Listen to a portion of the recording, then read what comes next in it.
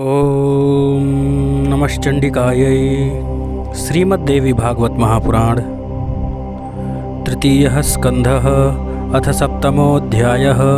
ब्रह्मोवाच एवं प्रभावा सा देवी मया दृष्टाथ विष्णुना शिवेनापि महाभागतास्ता देव्यः पृथक पृथक। ब्रह्मा जी बोले, हे महाभाग नारद, मैंने विष्णु तथा शंकर ने इस प्रकार के प्रभाव वाली उन देवी को तथा अन्य सभी देवियों को पृथक पृथक देखा। व्यास जी कहते हैं कि पिता का यह वचन सुनकर मुनिवर नारद परम प्रसन्न हुए। प्रजापति ब्रह्मा जी से पूछे कि हे पितामह, आपने जिन आदि अविनाशी निर्गुण अच्युत तथा अव्यय परम पुरुष का दर्शन तथा अनुभव किया, उनके विषय में बताइए। हे पिताजी, आपने त्रिगुण संपन्ना देवी उनका दर्शन तो कर लिया, निर्गुणा शक्ति कैसी होती हैं इसके बारे में बताइए। अब आप मुझे उन शक्ति का तथा परम पुरुष का स्वरूप बताइए, जिनके लिए मैंने श्वेत द्वीप में महान तपश्चर्या की और क्रोध शून्य सिद्ध पुरुषों, महात्माओं तथा तपस्वियों के दर्शन किए। वे परमात्मा मुझे दृष्टिगोचर नहीं हुए। इसके बाद भी उनके दर्शनार्थ मैंने बार बार घोर तप किया। हे तात, आपने मनोरमा सगुणा शक्ति का दर्शन किया। आप मुझे बताइए कि निर्गुणा शक्ति और निर्गुण परमात्मा कैसे हैं। व्यास जी कहते हैं कि नारद जी अपने पिता से इस प्रकार प्रश्न किए। तब उन पितामह ने मुस्कुराते हुए बोला कि हे मुने, निर्गुण तत्व का रूप दृष्टिगोचर नहीं हो सकता, क्योंकि वो दिखाई पड़ता ही नहीं। वह तो जो दिखाई पड़ता है वह नाशवान होता है। जो रूप रहित है वह दृष्टिगोचर कैसे हो सकता है। निर्गुणा शक्ति को जान पाना अत्यंत दुरूह है, और उसी प्रकार निर्गुण परम पुरुष का साक्षात्कार भी अति दुष्कर है। ये दोनों केवल मुनिजनों के द्वारा ज्ञान से प्राप्त तथा अनुभूति किए जा सकते हैं। आप प्रकृति तथा पुरुष दोनों को आदि अंत से सर्वदा रहित जानिए। ये दोनों विश्वास से जाने जा सकते हैं, अविश्वास से कभी नहीं। सभी प्राणियों में जो चैतन्य विद्यमान है उसे ही परमात्मा स्वरूप समझो। तेज स्वरूप वे परमात्मा सर्वत्र व्याप्त हैं, सदा ही विराजमान हैं। उन परम पुरुष तथा प्रकृति को सर्वव्यापी तथा सर्वगामी समझिए। इस संसार में कोई भी पदार्थ उन दोनों से रहित नहीं है। सर्वदा अव्यय, एक रूप, चिदात्मा, निर्गुण तथा निर्मल, उन दोनों प्रकृति पुरुष को एक ही शरीर में सम्मिश्रित मानकर सदा इनका चिंतन करना चाहिए। जो शक्ति हैं वे ही परमात्मा है, और जो परमात्मा है वे ही परम शक्ति है।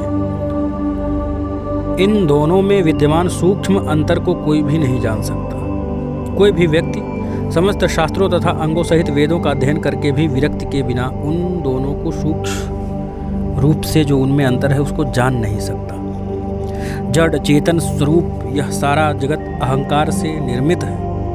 ऐसी स्थिति में सैकड़ों कल्पों में भी यह अहंकार से रहित कैसे हो सकता है। सगुण मनुष्य निर्गुण को नेत्र से कैसे देख सकता है।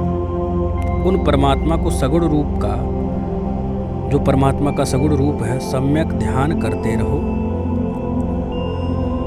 पित्त से आच्छादित जिह्वा जिस प्रकार यथार्थ रस का अनुभव न करके केवल कटु रस का ही अनुभव करती है, तथा पित्ताच्छादित नेत्र यथार्थ रूप से न देखकर केवल पीले रंग को ही देखती है, उसी प्रकार गुणों से आच्छादित मन उस निर्गुण परमात्मा को कैसे जान सकता है। क्योंकि मन भी तो अहंकार से उत्पन्न होता है, तब वह मन अहंकार से रहित कैसे हो सकता है।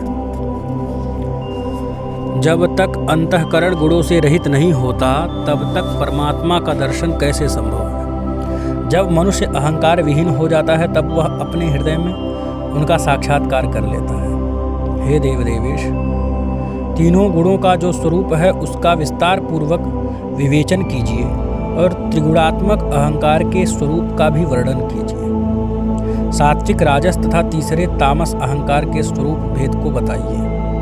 इस प्रकार गुणों के विस्तृत लक्षणों को विभाग पूर्वक मुझसे कहिए। मुझे ऐसा ज्ञान दीजिए जिसे जानकर मैं पूर्ण रूप से मुक्त हो जाऊं। ब्रह्मा जी ने कहा कि हे निष्पाप, इस त्रिविध अहंकार की 3 शक्तियां हैं, मैं उन्हें बताता हूँ। ज्ञान शक्ति, क्रिया शक्ति, तीसरी अर्थ शक्ति। उनमें सात्विक अहंकार की ज्ञान शक्ति, राजस की क्रिया शक्ति और तामस की द्रव्य शक्ति, ये 3 शक्तियां आपको बता दी। अब मैं उनके कार्यों को सम्यक रूप से बताऊंगा, ध्यान से सुनिएगा। तामसी द्रव्य शक्ति, जिसे अर्थ शक्ति से के नाम से जाना जाता है,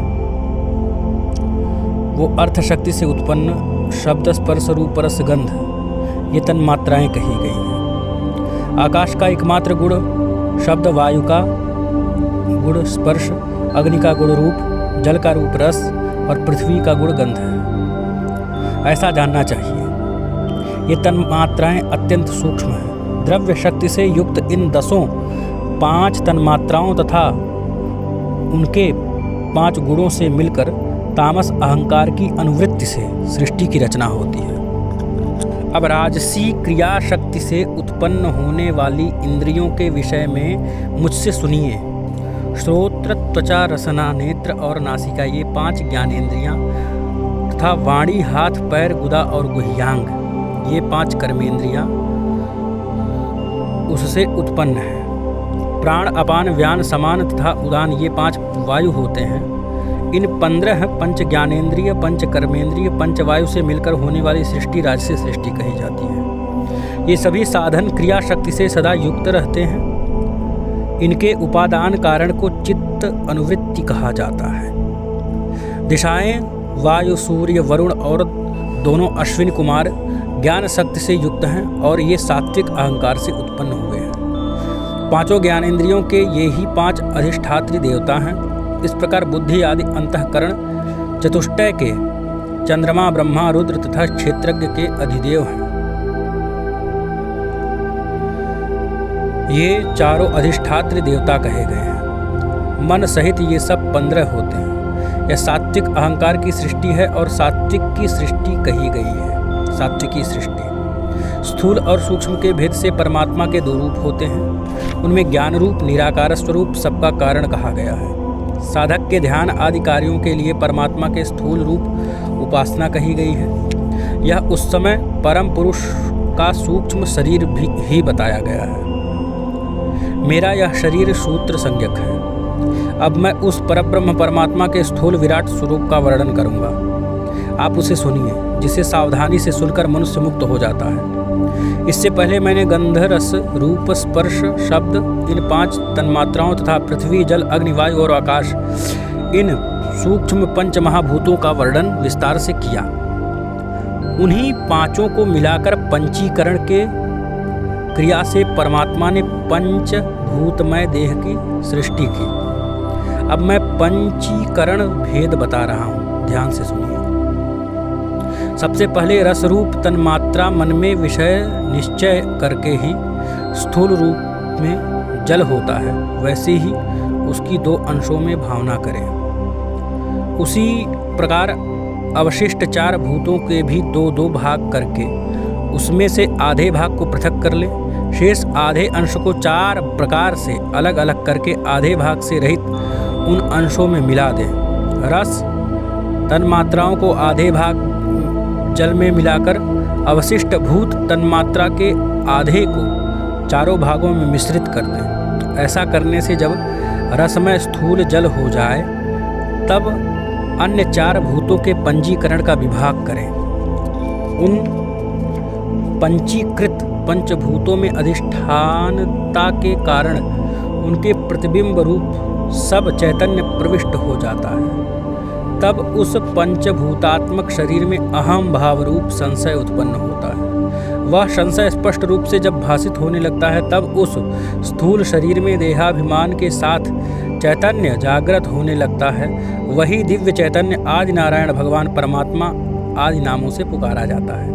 इस प्रकार पंचीकरण से सभी भूतों का विभाग स्पष्ट हो जाने पर आकाश आदि सभी पंचभूत पूर्वोक्त तन्मात्राओं के कारण अपने अपने विशेष गुणों से वृद्धि को प्राप्त होते हैं और एक एक गुण की वृद्धि से एक एक भूत उत्पन्न होते हैं। आकाश का केवल एकमात्र गुण शब्द है, दूसरा नहीं। वायु, शब्द, स्पर्श ये दोनों गुण कहे गए हैं। शब्द, स्पर्श, रूप ये 3 गुण अग्नि के हैं। शब्द, स्पर्श, रूप और रस ये 4 गुण जल के हैं। शब्द, स्पर्श, रूप, रस, गंध ये 5 गुण पृथ्वी के हैं। इस प्रकार इन पंचीकृत महाभूतों के योग से ब्रह्मांड की उत्पत्ति कही जाती है। ब्रह्मांड के अंश से उत्पन्न सभी जीवों को मिलाकर 84 लाख जीव योनियां कही गई हैं। ओम इति श्रीमद्देवी भागवते महापुराणे अष्टादशसहस्र्यां संहितायां तृतीयस्कन्धे तत्त्वनिरूपणवर्णनं नाम 7मोऽध्यायः। ओम।